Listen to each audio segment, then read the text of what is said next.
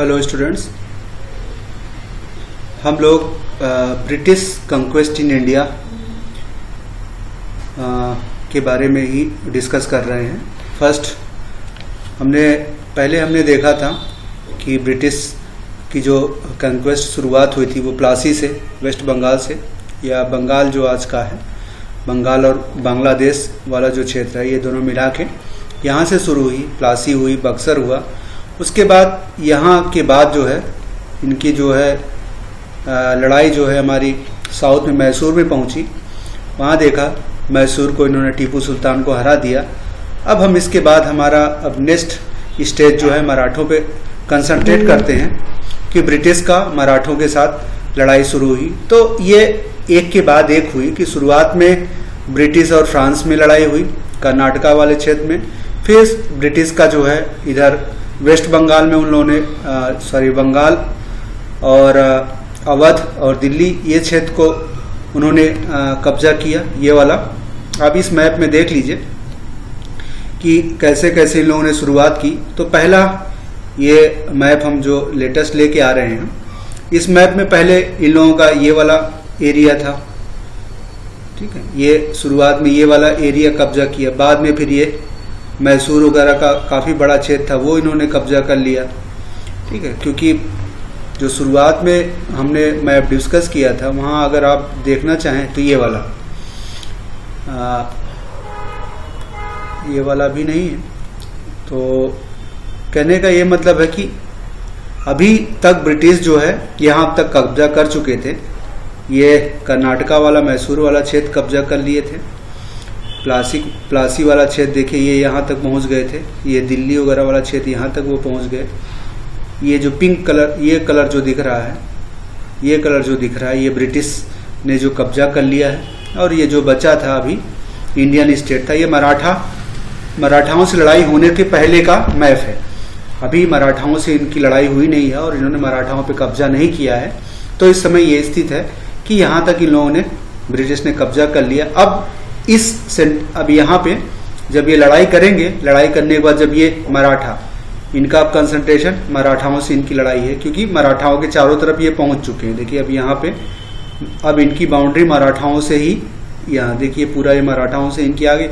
हैदराबाद इनका friendly state बन गया, मैसूर को भी इन्होंने कब्जा कर लिया, ट्रावणकोर भी इन्हीं के अंडर में आ गया। तो ये पूरा क्षेत्र हैदराबाद इनका फ्रेंडली बन गया। अब ये इनका डायरेक्ट कॉन्टैक्ट जो है मराठाओं से आ गया, क्योंकि हैदराबाद का निजाम भी इनसे मिल गया था।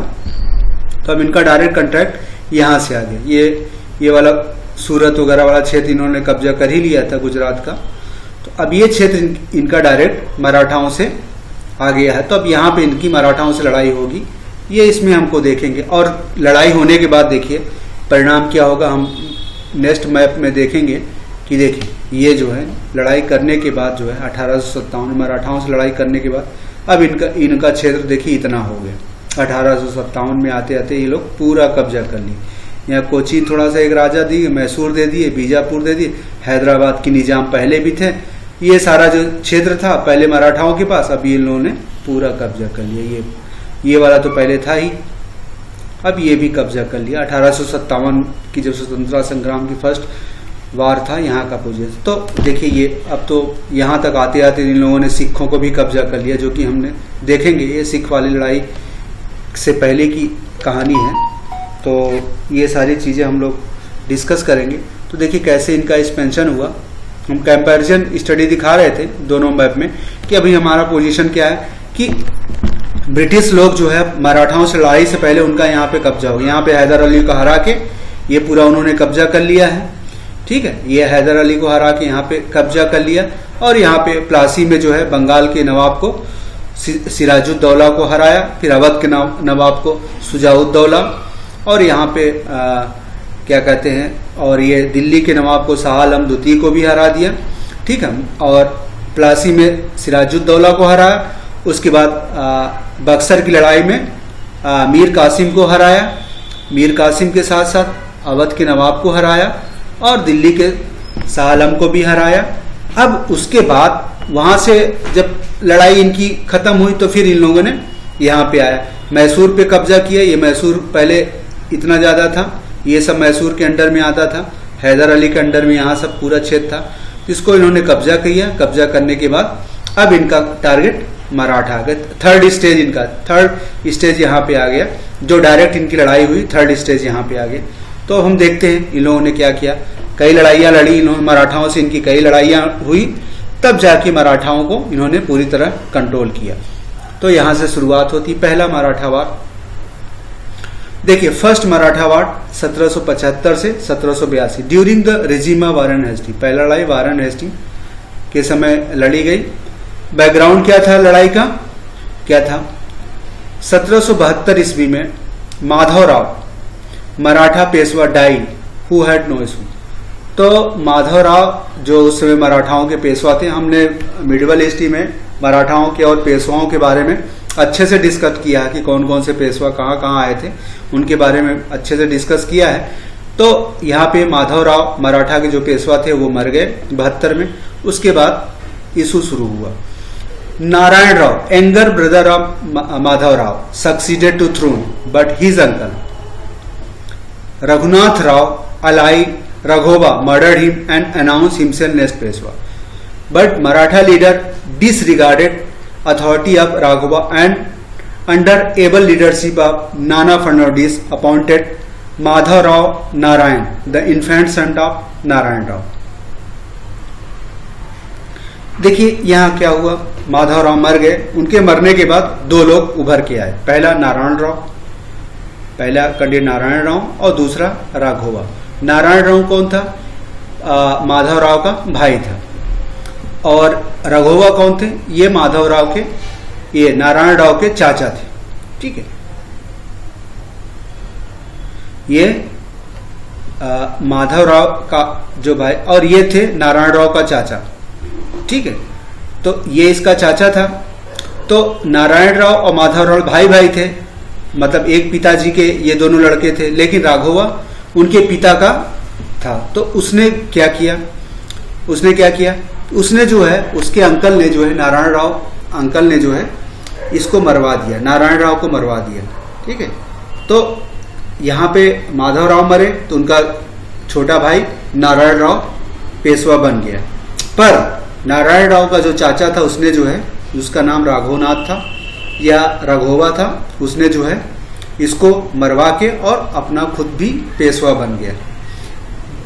पर मराठाओं के जो लीडर थे वो राघोवा के इस काम से संतुष्ट नहीं हुए, उससे एग्री नहीं हुए, और उन लोगों ने राघोवा के खिलाफ विद्रोह कर दिया। और विद्रोह का नेतृत्व नाना फडणवीस किए उनके, और उन्होंने माधव राव नारायण क्या था? वो नारायण राव का बहुत छोटा बेटा था। नारायण राव, ये नारायण राव बना था। तो नारायण राव का जो बेटा था वो माधव राव नारायण था, उसको जो है पेशवा बना दिया। तो कहानी यहाँ पे 3 स्टेज में हुई। पहला स्टेज क्या हुआ? माधव राव मरे। ठीक है, माधव राव मरे, डाइड, मर गए। तो उनका भाई ब्रदर नारायण राव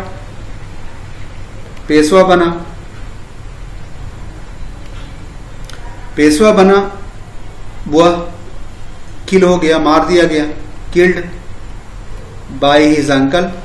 उसके अंकल ने मार दिया, उसके अंकल ने इसको मार दिया। अंकल ने जब मार दिया और मार के इसकी जगह गद्दी पे बैठ गया, तो अंकल आया, अंकल से लोग डिसएग्री हुए, तो अंकल को हटा के, अब अंकल को हटा के फिर से कौन आ गया? दूसरा नारायण राव का लड़का, छोटा लड़का, जिसका नाम था माधव राव नारायण। उसका पूरा नाम था माधव राव नारायण, छोटा था, वह पेशवा, अंकल के बाद पेशवा बन गया। तो ये सारे डिस्प्यूट हुए। अब इससे जो है राघोवा जो है नाराज हो गया। राघोवा नाराज हो गया तो वह चला गया अंग्रेजों के खेमे में। तो क्या हुआ? Madhavrao Narayan, son of Narayan Rao, infuriated by this harsh treatment, Raghova went to British to seek their help for obtaining 2 rectify their agreement,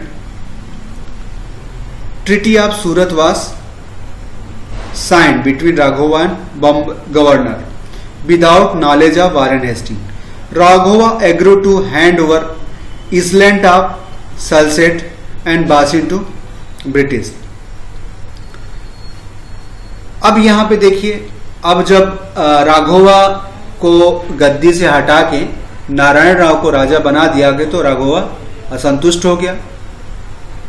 तब जो है उसको लगा कि अब हमको गद्दी पाना है, तो गद्दी पाने के लिए वह जो है अंग्रेजों से जाके मिल गया। राघोवा जो है उसका अंकल जो है माधव राव, नारायण राव का अंकल जो है वो अंग्रेजों से जाके मिला और उसने कहा कि अगर तुम हमारी सहायता करोगे, बंगाल के गवर्नर से कहा अगर तुम हमारी सहायता करते हो तो हम तुमको बदले में सालसेट और बासी जगह है वो तुमको दे देंगे।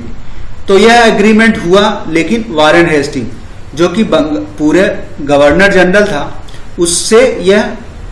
उसको यह नहीं बताया गया, वारेन हेस्टिंग से नहीं बताया गया और वह बम्बई का गवर्नर हो। राघोवा ने एग्रीमेंट कर लिया कि हाँ मैं तुम्हारी सहायता करूंगा और लड़ाई के बाद बदले में मुझको ये मिलेगा।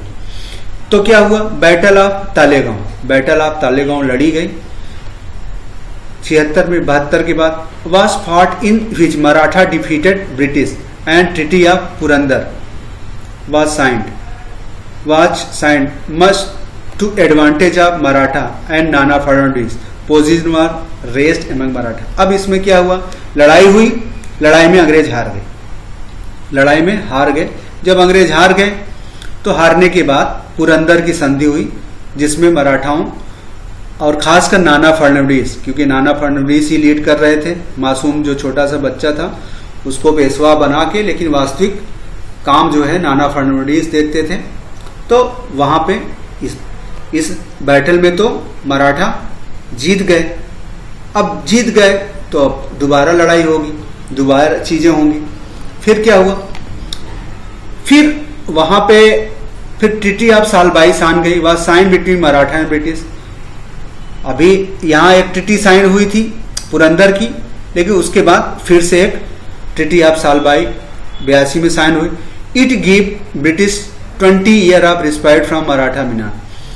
इस ट्रीटी ऑफ सालबाई में ब्रिटिश लोगों को 20 साल का आराम मिल गया, क्योंकि 20 साल तक कोई आपस में लड़ाई नहीं हुई। इस लड़ाई में English return our Maratha territory except Salcete.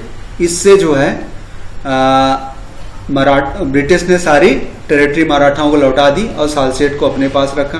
राघोवा granted pension of 3 lakh year, और राघोवा को 3 लाख 1 साल की जो है पेंशन दे दी गई।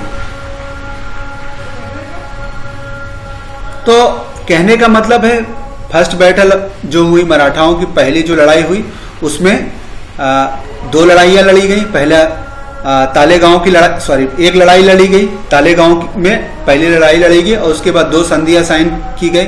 एक 76 में साइन की गई, उसके बाद एक संधि और 82 में साइन की गई।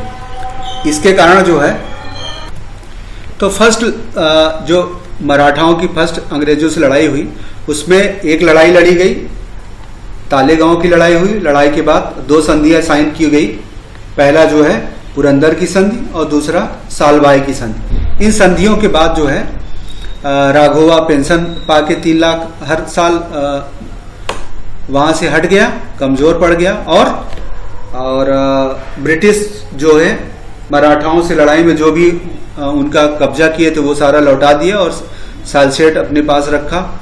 और 20 साल तक आपस में दोनों में फिर कोई लड़ाई नहीं हुई, दोनों आपस में शांत पूर्वक पड़े रहे, क्योंकि वो जान गए थे मराठाओं की, अंग्रेज भी मराठाओं की शक्ति जान गए थे कि अब उनसे भिड़ना आसान नहीं, क्योंकि मराठा इतना कमजोर नहीं थे।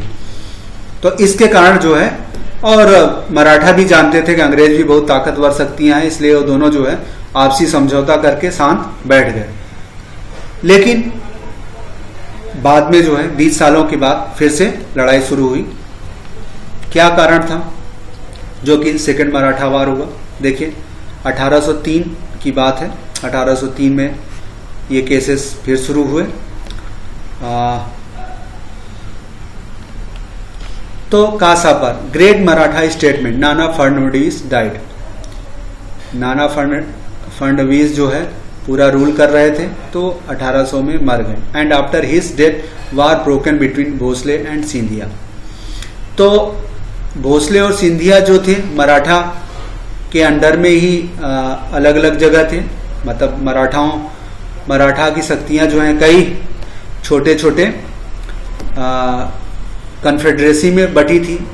सिंधिया थे, गायकवाड़ थे, भोसले थे, पेशवा थे, ये सब ताकतवर लोग थे, लेकिन नाना फडणवीस के अंडर में ये लोग सब एकजुट थे। क्योंकि जैसे नाना फडणवीस मरे तो भोसले और सिंधिया जो है आपस में लड़ाई करने लगे। पेशवा बाजीराव सेकेंड, अब उस समय पेशवा बाजीराव सेकेंड आ गए थे, वीक रूलर था।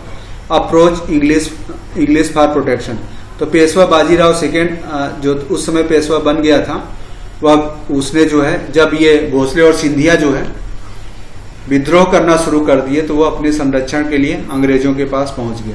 कहा यह जाता था पेशवा बाजीराव सेकेंड बदमाश था, बदमाश इन द सेंस, तो वह सबको आपस में लड़ाता रहता था।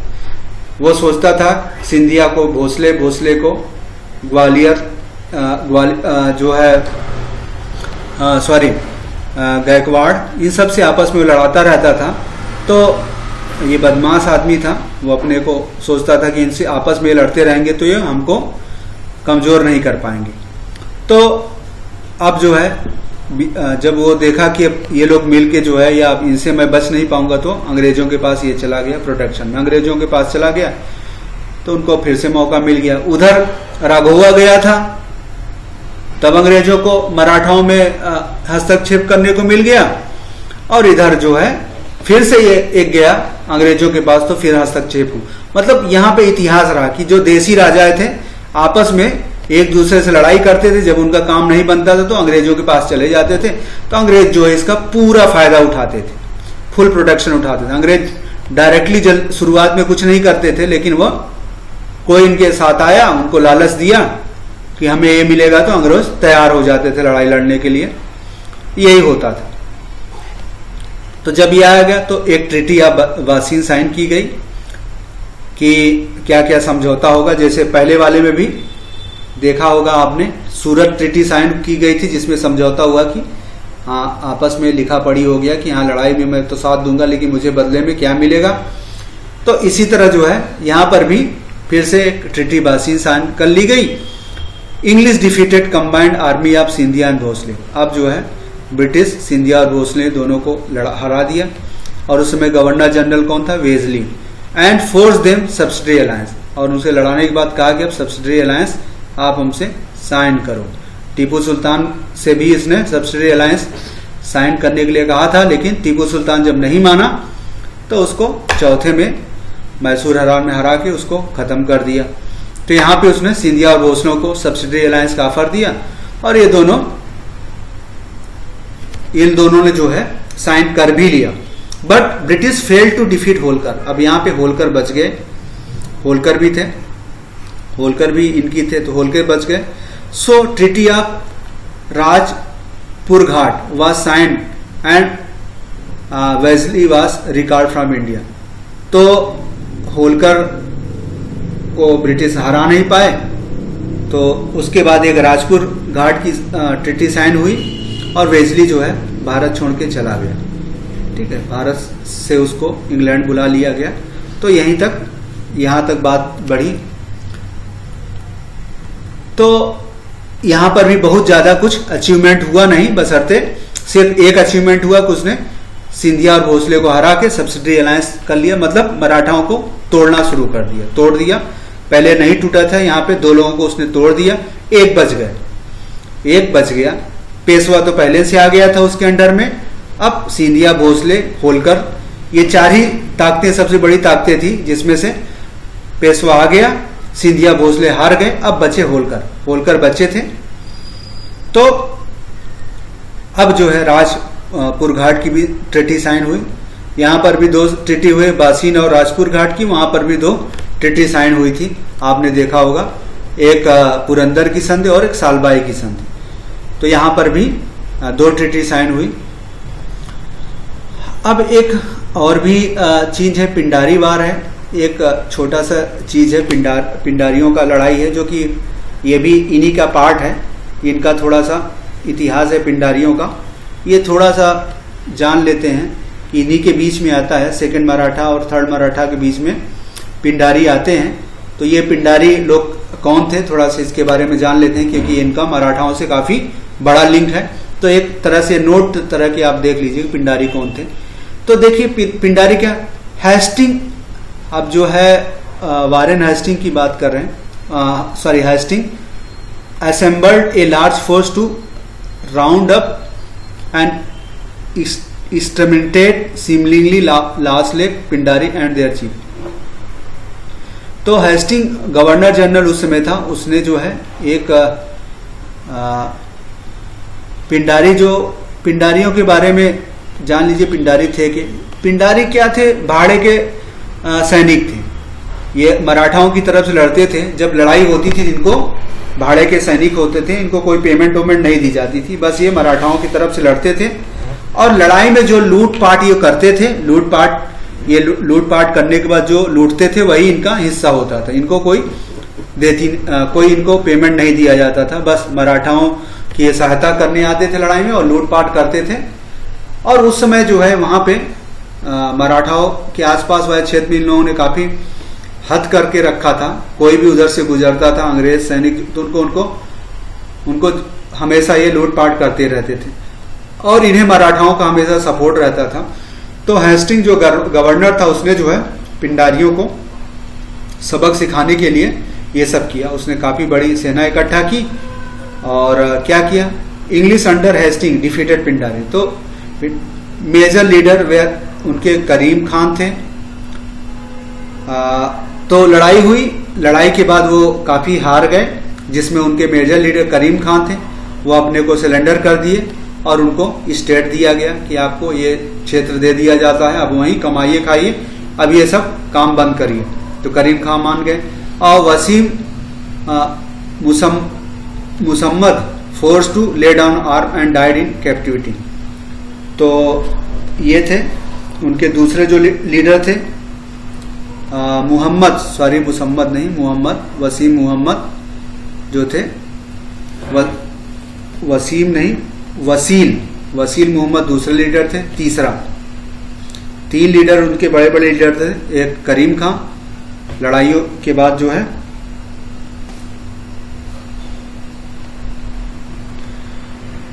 तो हेस्टिंग ने पिंडारियों के बारे में हमने बता दिया कि पिंडारी थे कौन, पिंडारी थे और लड़ाई हुई हेस्टिंग से पिंडारियों पे।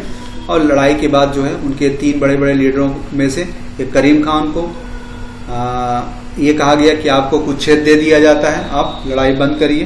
तो वो मान गए और उनको स्टेट दे दिया। स्टेट मतलब जमीन का टुकड़ा दे दिया गया बड़ा सा, और वहीं पर वो अपने लोगों के साथ रहने लगे। वसील मोहम्मद को जबरदस्ती हथियार डालने पे मजबूर किया गया और उन्हें बंदी बना लिया गया। बंदी बनाने के बाद वह मर गए। और चित्तू हार तो गए, वाज नॉट, चित्तू भी उनके थे। Chittu defeated and was not heard of again. Chittu भी हरा दिए गए और उनके बारे में फिर कभी सुना नहीं गया, तो हो सकता है उनको भी मार दिया गया था। तो उसमें से करीम खान मान गए, वो जमीन ले लिए और मोहम्मद को जबरदस्ती उनको बंदी बनाया और वो जेल में मर गए और चित्ती को भी मार दिया गया। तो पिंडारी थे मराठाओं के राज में रहने वाले भाड़े के सैनिक थे, जो कि मराठाओं के साथ लड़ाई करते थे और लूट मार में जो उनको मिलता था वो ले लेते, और मराठाओं का उनको सहयोग मिलता था। तो उस क्षेत्र में जो भी लोग आते जाते थे उनको ये लूटपाट करते, जिससे अंग्रेज परेशान रहते थे। इसके कारण उन लोगों ने पिंडारियों को, क्योंकि अब अंग्रेजों ने जो है पहला दूसरा वार लड़ लिया और कहा जाता था इनको भोसले और सिंधिया का माना जाता था। तो ये लोग जो है भोसले और सिंधिया के लिए लड़ते थे, लूटपाट करते थे।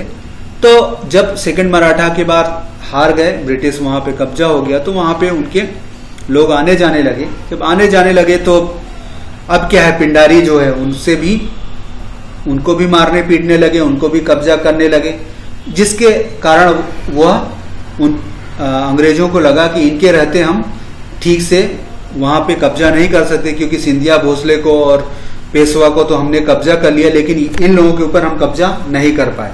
तो कहने का मतलब पेशवा उनके कंट्रोल में आ गए थे, सिंधिया भोसले आ गए थे, बस होलकर बचे थे, और पिंडारी जो लूट मार करने वाले थे, डाकू कह सकते थे, डाकू भी उनको कह सकते थे, लेकिन उनको मराठाओं का, क्योंकि ये शुरू से ही जब से शिवाजी थे उस समय से ही ये इनके साथ काम कर रहे थे, पिंडारी उनके समय से ही ये काम करते थे और लूटपाट में इनके लड़ाई में हिस्सा लेते थे, और जहां जहां उससे लूटपाट में जो भी मिलता था तो ये वहां से लेते थे। बहुत खूंखार लोग थे।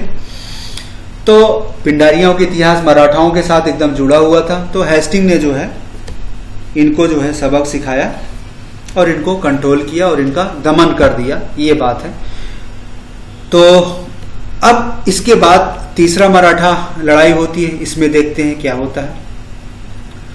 तीसरा मराठा क्या, यह लड़ाई किसके किसके बीच में, fought between English under Hastings. English Hastings था, वारेन हेस्टिंग नहीं, ये हेस्टिंग दूसरा है, वारेन हेस्टिंग पहले था, ये हेस्टिंग दूसरा है। हम देखेंगे अभी बाद में गवर्नर जनरलों के बारे में हम एक एक करके पढ़ेंगे कि लॉर्ड क्लाइव से लेके माउंट बेटन तक जो गवर्नर जनरल और वायसराय थे, इनके बारे में भी हम आगे डिटेल में एक के बाद एक देखेंगे। तो हेस्टिंग जो है वारेन हेस्टिंग से अलग ये हेस्टिंग था। तो गवर्नर जनरल बन के आया था, वेजली के बाद ये आया था, वेजली को सेकेंड मराठा वार के बाद बुला लिया गया था, तो इसके बाद हेस्टिंग बन के आया था। अब जो है देखते हैं यहाँ पे हेस्टिंग एंड बाजीराव सेकेंड, दौलत राव सिंधिया, अप्पा साहेब एंड माधवराव होलकर, ये थे मराठा डिफीटेड।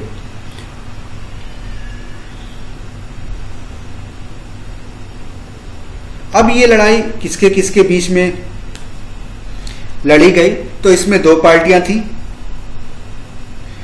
इसमें दो पार्टियां थी, पहली तरफ थी अंग्रेज, पहली पार्टी इंग्लिश थी, उसके साथ ये था हेस्टिंग। पहली पार्टी अंग्रेज थी और दूसरी पार्टी में कई लोग थे। वही हाल है जैसे प्लासी के बाद बक्सर का कहानी, वही दोहराई जा रही है। जैसे प्लासी में लड़ाई हुई, दो पार्टियां थी, अब यहाँ पे तीसरी जब बक्सर में हुई तो वहां तीन पार्टियां हुई, अंग्रेज अकेले हो गए।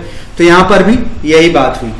तो अंग्रेज हेस्टिंग के अंडर में हो गया और दूसरी साइड में कौन, बाजीराव सेकेंड। पहले तो वो अंग्रेजों के साथ मिले थे, लेकिन अब अंग्रेजों से ये अलग होगा। अंग्रेजों ने इन्हें लात मार के भगा दिया, कह सकते हैं। इनका स्वार्थ सिद्ध नहीं हुआ तो अंग्रेजों ने इन्हें या वहां से हटाए और फिर से बन गए, बाजीराव सेकेंड आ गए।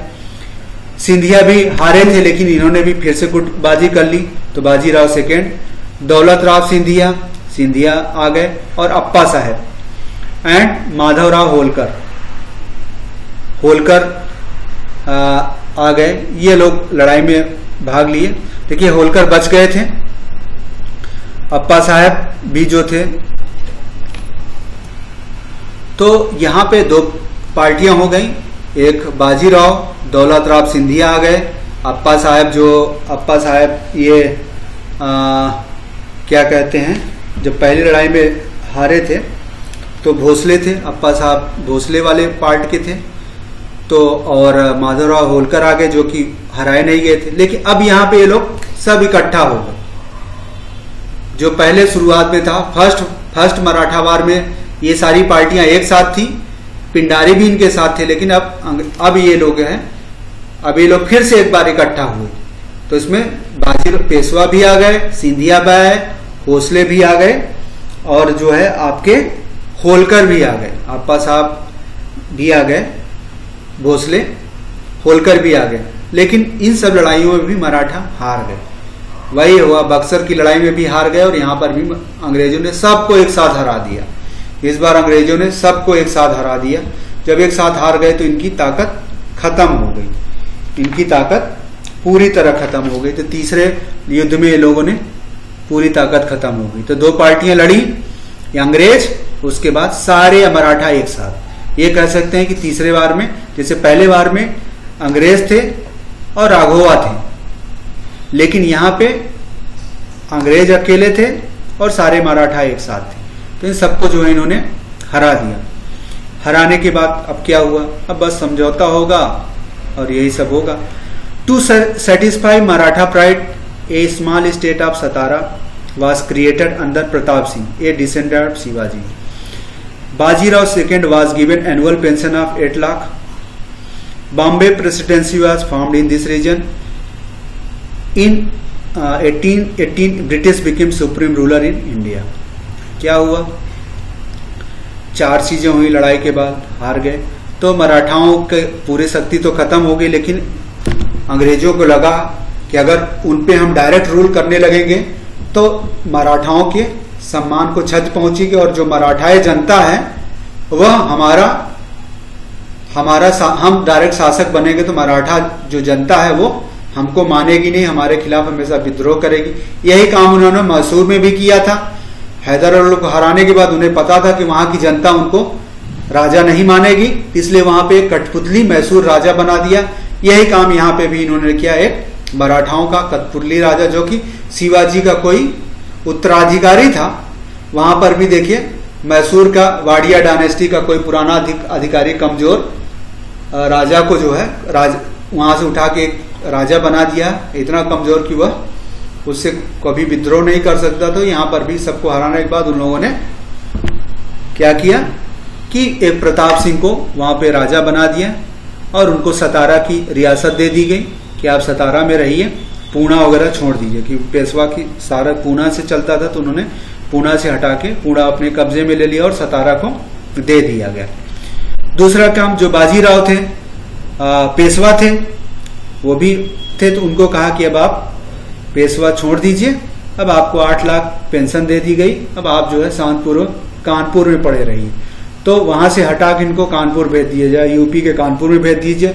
उनको वहां से इसलिए हटा दिया कि ताकि वहां से रहेंगे तो वो खुराफात करेंगे, एक दूसरे से जोड़ तोड़ करेंगे। जैसे यहाँ पे जोड़ तोड़ कर लिया, पहले अंग्रेजों के साथ जोड़ तोड़ किया, वहां काम नहीं बना तो फिर से आके सबको मिला के फिर से लड़ाई कर दी। तो इनको लगा कि अब इनको यहाँ से हटा दिया जाए, नहीं तो फिर से ये जोड़ तोड़ करेंगे, तो इनको जो है भेज दिया गया कानपुर में, पेंशन दे दिया कि 8 लाख रुपए आपको मिलेगा। उधर देखिए राघोवा को भी 3 लाख पेंशन दे दिया गया, तो वो खत्म हो गया, बाजीराव भी खत्म हो गया। अब बाकी जो ये हौसले वगैरह थे इन सबको भी अपने अपने छोटी रियासत दे दी गई थी और वहां पे ये लोग जो है सब्सिडी लाइन लेके अपना छोटा छोटा राज्य करके बस वहीं चुपचाप खाएं और पड़े रहें, ज्यादा अंग्रेजों के खिलाफ कुछ न करें और अंग्रेजों की बस सहायता करें। और इन लोगों ने किया भी। जब 1857 की लड़ाई हुई तो ये सब जो है अंग्रेजों का साथ ही दिए, भोसले, सिंधिया, ग्वालियर, ये सब जो है अंग्रेजों के साथ थे। अब बॉम्बे प्रेसिडेंसी, तो मराठाओं का जो राज्य था उसको खत्म करके उस पूरे रीजन को बॉम्बे प्रेसिडेंसी बना दिया गया। उसको कहा ये बॉम्बे प्रेसिडेंसी है, तो इसके अंडर में ढेर सारा रीजन दे दिया गया और बॉम्बे से रूल होने लगा। और ये अंग्रेज जब तक थे तब तक ये प्रेसिडेंसी बनी रही। जैसे मद्रास प्रेसिडेंसी बना दी गई, बॉम्बे प्रेसिडेंसी बना दी, कलकत्ता प्रेसिडेंसी बना दी गई, तो अंग्रेजों ने एक नया राज्य ही बना दिया। और इन 1818 में लड़ाई के बाद ब्रिटिश जो है इंडिया के बहुत बड़ी सुप्रीम सबसे बड़ी ताकत बन के उभर आए। तो ये सारा था। देखिए 1857 तक ये लोगों ने ये पूरा कब्जा कर लिया। देखिए अब ये मैप आता है, इन लोगों ने पहले कहा था। आप देखिए ये हो गया आपका बॉम्बे प्रेसिडेंसी, ये सब आ गया, ये बॉम्बे प्रेसिडेंसी बना दिया, मैसूर, कोची, ये हैदराबाद, देखिए ये क्या भोपाल, ये रीवा, ठीक, ये ग्वालियर, यहाँ पे सिंधिया यहाँ पे को दे दिया गया कि ग्वालियर था।